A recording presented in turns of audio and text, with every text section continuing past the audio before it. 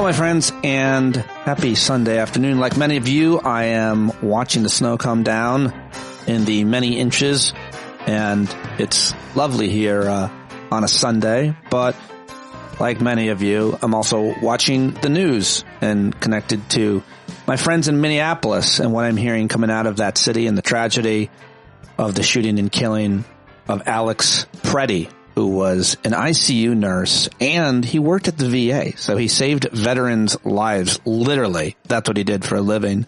And now he's dead because he was shot 10 times by a federal agent, a goon, a member of the MAGA Gestapo, whatever you want to call it. And I thought, well, I want to do something. We all want to do something. So I reached out to some of my friends in Minneapolis and hope to be talking to them all week. If you're a listener that lives out there or any other city affected by this invasion of ICE, I want to hear from you. But I was really happy that I got to catch up with Adam on Sunday. Not going to give you his last name. He's pretty activated and organized with a bunch of his friends and neighbors in Minneapolis to protect vulnerable people and vulnerable communities. He's doing the work. And he emailed me back and said he would talk to me. And I have a great conversation with Adam for you coming up right now. But first, I want to read his email that he sent me because I simply asked him how it's going, checking up on you is what I said, and wanted to get his take on things. Adam and I have known each other a little bit for a long time. He's a longtime listener of the show. So many amazing people that listen to the show that you don't know, that you might have never heard from, but I've heard from them. And I try to remember folks and where they live and how they're affected, and always want to open up and reach out and talk to them and platform their voices and the actions that they're doing. Exactly what I wanted to do with Adam. So he emailed me back, and I want to read that, and we'll jump into my conversation with him. He said, "Shit's fucked up, Pete. People are fucking angry. Trying to rally my crew of longtime friends not to succumb to nihilism. I've done the Constitutional Observer training, and I'm part of the response team for my city of Maple Grove. Moved to the suburbs a few years ago, and we started having kids. They seem to be aiming most of their terrorism campaign at the city of Minneapolis, so I don't see much action here, but it's fucking scary as fuck to get the call. My son goes to Spanish immersion preschool. I help drive teachers to and from school, essentially serving as a chauffeur and bodyguard. We have a plan if they come, and we all expect them to come. Trying to work during the day while worrying about a trigger-happy mob of terrorists forcing their way into your kid's school is maddening. Super fucking proud of my people, though. I'm not surprised at all about how Minneapolis and St. Paul have responded, especially South Minneapolis. That's where I lived most of my life. I'm at the South Side for life. Seeing young people there engaged in the streets is what is needed. I've been protesting for the last year, and until now, it's been basically old people, all old people.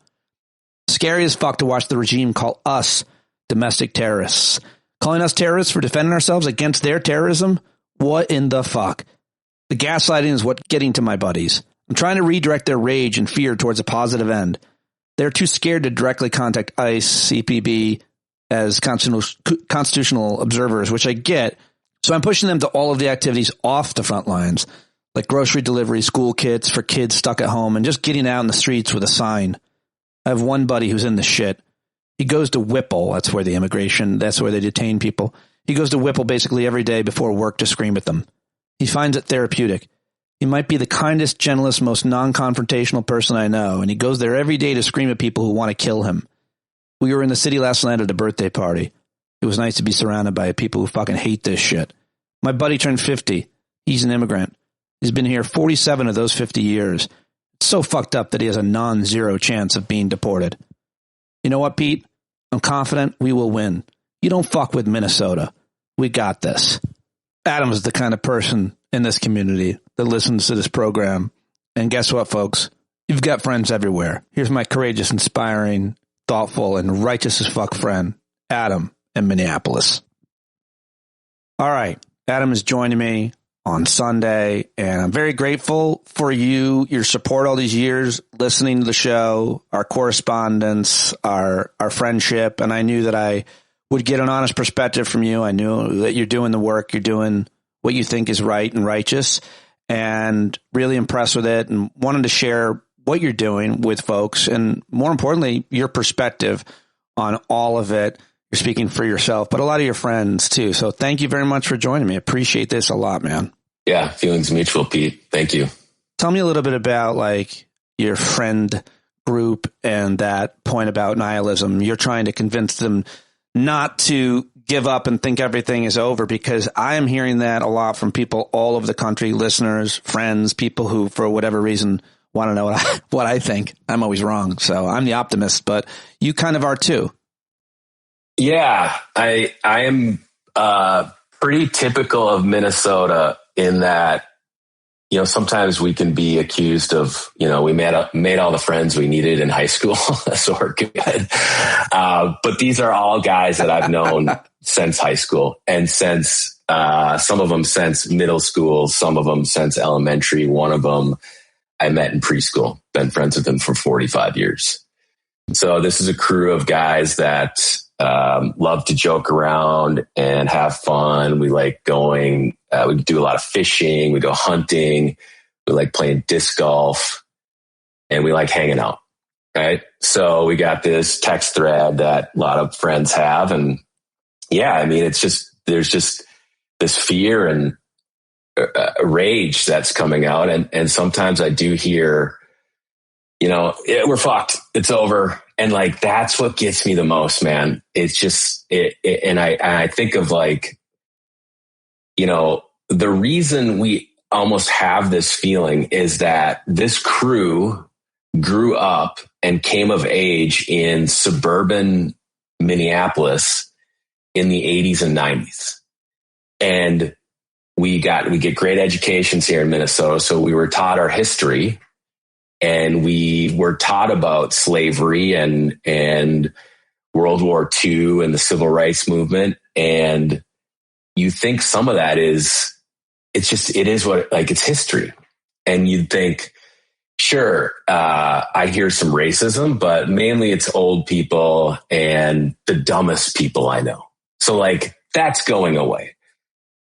And so part of, I think, our shock and dismay and disorientation is the fact that we just didn't think this was possible. And you talk to other people, right? Like, this crew is mainly, we're white dudes from suburbia. And you talk to other people like, black and brown people or native folks, and they're less shocked. Yeah. Right? Yeah. Like, It was like after 9/11, when I and so many of my friends in New York were so terrified, and this comedian, Bruce, black guy, started laughing in my face on the air, going, watching white people be afraid of terrorists for the first time is hilarious. It's like that. And I'm glad that you gave that perspective, because I think it really matters. But do you think, as I do, that first there's this shock that these things are happening, and then that they're happening in your town, in your community, with your friends and with your family. And then there gets to some stage where there's acceptance, and then there's some stage where there's a fight. It seems like Minneapolis has gone through all of those stages. America's gone through those stages, and it seems like people are showing up. And I thought it was really interesting, your point about most of the No Kings rallies, like mine in Rockland County, New York, north of New York, was mostly older white people. But now, I don't know, maybe that we've seen 2 white millennials be gunned down in the streets of Minneapolis. It seems like a whole bunch of other demographics, if you will, are showing up in the streets. Talk to me a little bit about those stages of grief that you feel like, in your perspective, Minnesotans are going through, and how you're showing up. Yeah. I don't know where we're at in grief. But for me, it's, I want to fight nihilism and give people ways to be active. I think you said this, and maybe you probably stole it from somebody else, but action combats anxiety, right? Sure. Yeah. Oh yeah. So, yeah. Many versions of that. Yeah. So I'm trying to like advocate about, okay, if you're feeling defeated or nihilistic, you do something, right? Don't just sit and doom scroll, do something. There are so first of all, there are constitutional observers in Minneapolis and St. Paul doing heroic work. I am not one of those people. I don't want to come off as like I'm I worry that I'm virtue signaling a bit too much in some of the stuff. Yes, I've taken the training and I'm part of a local response team, but the folks in Minneapolis and St. Paul are doing great work. And then those are the people. I do think I'll free you of that guilt, because I think it's really important that white men especially virtue signal. That's what we should be telling other people. This is what I am doing. If you think it's virtue signaling, it fucking is. Get on the horse, bro. Get into some good trouble. I'm doing it. And I'm telling you, I'm afraid and it sucks. And I don't know what's going to happen, but I'm doing it. What are you doing? Get out, join me. So I call it whatever you want. I think it's leadership. I think it's showing your peers, your friends, I'm this category of guy. We've seen these videos going viral out there. Just, normal white dudes showing up going, what the fuck is this? I work all week. Yeah. I'm not a paid protester, And I think that's exactly what you're doing. So I give you this is what you need to do. It's what you need. We all need to do. So good. Now, well, maybe that gives me my Minnesota bona fides, and that the humble part of me is like, dude, I ain't no hero. So, right. But I'll finish that point. Like, okay, right. So there's people there are people doing like really heroic and now proven to be very dangerous work. Right. But there are also, and this sounds like it's war, and I don't know how else to describe it, but so those are people on the front lines. And then there are folks who are, I've got a friend who she spent a couple of days ago creating learning kits for kids who aren't going to school. Yeah.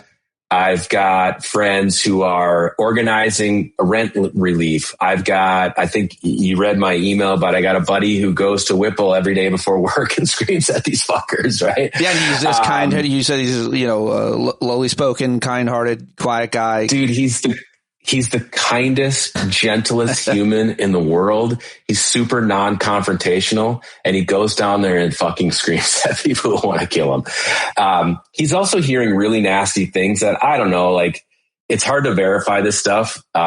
Some journalists should try to verify that people are hearing at the Whipple building. Essentially, they bring people to the Whipple building and they ship them off to wherever they ship them off to. U.S. citizens, apparently they have a separate place for U.S. citizens. The immigration enforcement has a separate holding cell for U.S. citizens. Think about that for a second. Okay. And then I'm sure it has leather couches. Yeah. They release them out in the parking lot, and then volunteers come in, scoop them up and help them out. They take their phones when they're in there. But we are hearing that they're also just dumping people in the woods. And that's what you want corroboration on those journalists. We need corroboration on that. I don't want to spread shit that's not true. I think, just hearing these fuckers in the administration just blatantly lie, like, we got to combat that. And I think we try to combat it with truth of our own. So someone should look into that. I'm sure we've heard plenty of, I've heard report after report where innocent people or people that might have been found some kind of charge on their background, but were released. But innocent people being released just in the middle of nowhere. Like they detained them. They took them out of their life, detained them, and then just dropped them on the street. I mean, those people have zero rights. They don't get an apology. They should all be able to sue the jurisdiction or whatever body. But anyway, getting back to the work that people are doing there, I want to kind of focus on this because I feel like your email and your experience is a positive one, and you're taking action to fight anxiety. You mentioned in the email that they're driving people around. I mean, there are networks, actual networks that are being built that we've seen built over time, Memoriam and other communities and cultures and countries going through this kind of authoritarianism, invasion, occupation, whatever you want to call it. And you are helping people. Tell me more about who's doing that, how you're doing it without kind of, revealing too much. I'm sure it's done somewhat privately on networks that you hope the government can't watch. Yeah, my youngest goes to a Spanish immersion preschool. And as you can imagine, these are target rich environment for these fuckers. I don't know what else to call them. I want to call them something else, but I want to be, I don't know. I don't want to be too hyperbolic. So I'm driving teachers, specifically a teacher to and from school on most days. Awesome. And that is, it's a small thing, right? So I'm essentially a chauffeur and bodyguard, and it's a big thing because other people aren't doing it. It takes you out of your schedule. It's your gas. It's a big thing. It's really important, And I'm so happy to hear that. Go ahead. I mean, I drive an electric vehicle, so I'm not burning any gas. Even better. Even better. This guy gets better. I told you he's a good guy. So like this young lady that I do this for is so kind and sweet, and talking to her is interesting. She's also very scared. This is very small, but so I'm trying to have a conversation with her about, what do you like to do for fun? And I like to cook and I like to do this and I like to exercise. I really like to go for runs, but of course I can't do that right now. It's you can't even go exercise. Yeah, it's sick, man. It's like if you took that from me, you would be taking my ability to fight my anxiety. You would be taking the thing from me. One of the most important things to me is to be in nature. I always think if it ever got so bad, and like the authoritarian, I don't know. I just read Viktor Frankl, so he's like in a concentration camp, and they barely can see nature out the window of their camp or the train, but they long for a sunset. Like, take nature away from people, take freedom away from people, take exercise, going for a walk, going for a run away from people, and make them scared to go outside. This is what it's designed for, of course, but it's just heartbreaking to hear that. Go ahead. Sorry. No, it's sick, man. I mean, it's very basic in that life, liberty, and the pursuit of happiness is under direct assault by the federal government. There's no doubt about that. They are under direct assault of the First Amendment. They're not letting people just stand there and video record the government, which is in direct conflict with the First Amendment. The guy yesterday, Alex, was a gun owner. As a lot of us are in Minnesota, we like to hunt. And so we own guns. I own guns legally. I store them safely. And he had a right to have that weapon. So he was essentially killed for his Second Amendment right. And his Fourth Amendment right was obviously stomped on as well. There's something about, I don't know. There could be an inflection point or something about because these Second Amendment people, if they truly believe, if they believe in the Second Amendment, if they believe in their Gadsden flag and their "Don't Tread on Me," like this is it. This is it. Now we've seen it before. Philando Castillo was murdered essentially by the police. This was a long time ago. You can look it up. It was murdered by the police in a suburb of Minneapolis, a suburb of St. Paul, Minneapolis, right in the middle.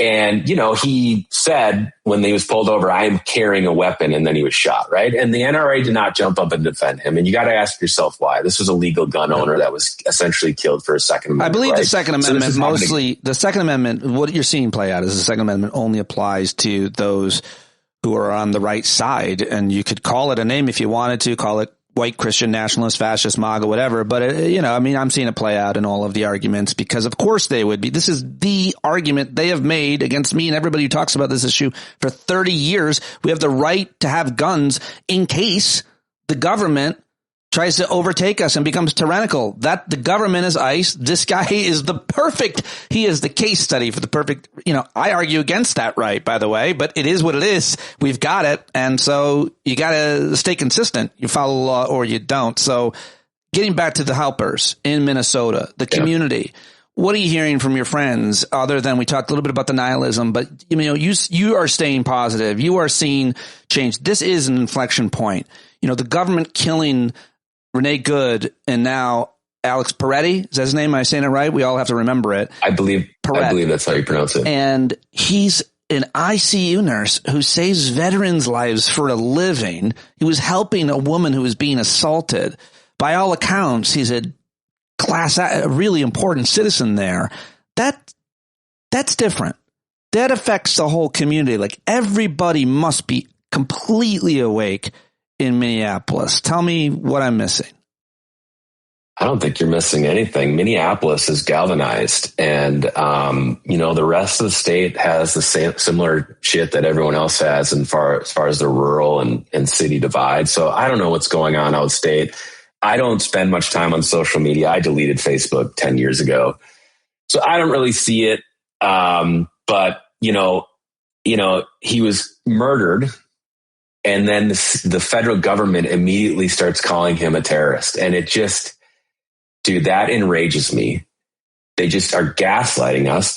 Pam Bondi put out a list of demands and said, "Do you see this?" It was essentially a list of demands, like basically admitting, we're assaulting you. Here are our demands. One of the demands is to release our voter rolls. They want to know who I voted for. Yeah. They want to know who my friends voted for. Right. So that's sick. So let me go back to the helpers because I do think it's important. We've gone off on tangents a couple different times on this, but So yeah, these people in these local, like I was at a party last night, birthday party for a good friend of mine. He turned 50 and he's an immigrant. Came here. I want to say he came here. I don't want to really out him on anything, but he left his home country when he was like 3 and spent some time in another country and then ended up in the U.S. He's a naturalized citizen. Obviously his folks are naturalized as well. But we've talked and he's like, there's a non-zero chance that I could be deported. Yeah. He's like, I don't even know what I would do. So we're at this birthday party. We're at a local brewery in Minneapolis and the brewery it's just full of household goods, full of diapers and paper towels and toilet paper and non-perishable food. And it's because they're collecting donations that they are then bringing out to the community for those who can't leave their home. There are also people then doing the deliveries. Now, these people are, what I am hearing, they're now being followed by ICE. There is protocol for the people doing the deliveries now to not write down where you're going on your phone, to write it on a piece of paper. And then if you get stopped, to eat the piece of paper. Yeah. I'm not fucking kidding you. That's what they're telling people. So they're just people doing this. It's mainly like food, household goods for people who sort of shut in and then trying to help these kids with these learning kits who are not able to go to school. And that is, dude, that's so fucking sick. If there's one thing we learned from COVID is that we kept kids out of school too long. Right. And I think it's important to say that was a mistake. Yep. Now, in the moment, you can understand why that decision was made in the moment. Yep. But you can have some self-aware and reflect on the fact that that was a bad decision in hindsight, and we need to learn from that. Agreed. And that is happening again with these kids. Yes. The societal damage that happens when kids don't go to school is undeniable, and we don't see that till way in the future. So people are trying to help these kids as best they can. Obviously, you see the people running around with whistles, and then you see the people really getting in the face of these agents, these thugs, like Alex was doing yesterday, which is his right, and which he was murdered for. What gives you hope? That even gives me hope, right? Like the fact that he was out there knowing that he was putting his life in danger and doing it anyways. The fact that people then are doing it right now today. It's happening all over. These networks are created. What's fascinating is you see some of these right-wing influencers being like, who's paying these people, right? Which is a tell, dude. That's a fucking tell because those fuckers are being paid, right? That one douche who I don't know what his name is. So many of them are getting paid to, bots the Russian government was paying these guys. So they're well, we're being paid to do this. So who's paying these guys? Yeah. We're not being paid. These guys would be baffled by a fucking potluck. Like, who the fuck brought this potato salad? Who brought the casserole? Who brought all this beer? It's like, we did, dude. That's how we do it here. We fucking potluck and we bring what we need and we hang out in community. I heard George Soros funded all of your potlucks. Is that not true? I wish, man. No, we're actually at least stopping at, Lunds and Byerly's or something or Cub to pick up some stuff. Or we're making it at home and we're bringing it and we're hanging out. This is not what it's like really interesting. We're around the same age, I think. And it's really interesting hearing you talk about growing up there in the 80s and 90s, like so many of us did. So many people listen to this podcast. Of course, that's a demo and learning history and learning about civil rights and Jim Crow and all of the rest. And now seeing everything happening and like that phrase, we're the ones we're waiting for. It's like, I'm not ready. Like, what? I don't want to do this. I don't want to be doing this. Right. I didn't think I'd be doing this. But in fact, this is where we're at. And I just love to see you and so many of your friends and neighbors out in Minneapolis, like representing that idea and being the change you want to see and protecting more vulnerable people. So often people just talk and they don't do anything, but seeing Minneapolis come together the way it is. Bill Boyle shared this quote, our friend Bill Boyle on Facebook, picture of Alex being confronted by one of these federal agents, these goons. And he posted a quote along with the photo. He says, let the lie come into the world. Let it even triumph, but not through me. Not through me. Like, amen to that. Tiny Easy Coates paraphrasing. It's like, if we lose, make sure our kids know who the cowards were and make sure their kids know who the cowards were.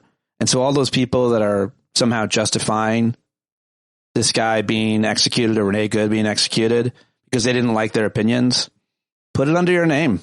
Post it under your name that you're all right with that. Let's make sure we know who the cowards are. And you know what? Like, this does sound cliche, but call your representatives, right? Yeah.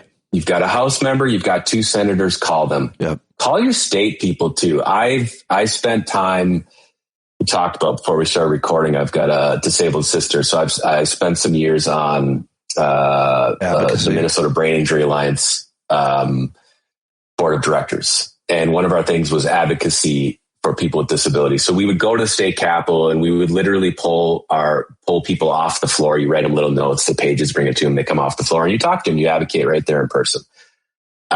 These folks, these state people don't get a lot of calls or they're affected by your meetings. They're affected by your voice, by your action, by your lobbying. So do it with these people. Like call these people, ask them what they're doing to protect if the federal government comes to them, what they're doing to protect state rights, to protect the Constitution. I have a meeting on Wednesday with my local state senator. I badgered him into a meeting. We are meeting at Perkins. I don't know why we're meeting at Perkins, but the dude wants to meet me at Perkins at 8 a.m. on Wednesday. So I'm going. He is a Republican. I plan to maybe take a Xanax before. I've heard he is a good and decent man. I am supporting his challenger in the upcoming election, and I've talked to her, and she says in almost all of her stump speeches, like, Senator Limmer is a good and decent man. We have differences, and I'm looking forward to competing. So I am looking forward to meeting with him, and I'm going to, advocate on my behalf, personally, my economic behalf, and then on the behalf of me and my neighbors as far as our constitutional rights. And I do think, and I'm sure he's scared, because let's be honest, if he is a good and decent man, he thinks this is bullshit. Yeah. If he knows if he comes out, like these people are going to come out against him, and I'm sure he's scared, and I am going to be mindful of that in the moment and see what I can do. Well, history will recognize whatever he does and certainly whatever you do. And I love that you're doing that. We're going to have to get a follow-up now. And, you can tell me the message that you delivered him, and we can put it on the record if you decide to, for his opponent, because he should be saying anything he says privately, publicly. But I love that you're taking that action, that you're so motivated. I really appreciate you joining me today. I want to keep touch base with you. And if you get other friends who want to talk, or anybody else you want to talk, I'm seriously considering coming out there or going to one of these other flashpoints, because I think I'm good at, talking to people, and I want to talk to people and platform their voices and be there and be in the fight with you guys and do whatever I can to help. But, it's probably going to come to your town, especially if you live in a blue state or blue city. So you can always wait for it. But it's so important what you guys are doing out there, and we really appreciate it. I'm really grateful to have you here today. Thank you, Pete. All right, buddy. Yeah, there you go. That's Adam. And like you said, he's not really on social media. I'm sure a lot of you want to reach out to him. If you want to email me, I'll forward it to him, or even share his email with folks who want to reach out directly. I'm standupwithpete@gmail.com. If you got a message for Adam, put it in the message, and I promise you I'll forward it right to him. Thanks to Adam for joining me on Sunday. Thanks to all of you for pressing play, for listening, supporting the podcast. Patreon.com/Pete Dominick. Whatever you're doing, it matters. Keep doing it. Thanks for being you. Thanks for being here. Be the change you want to see in the world. Bye-bye.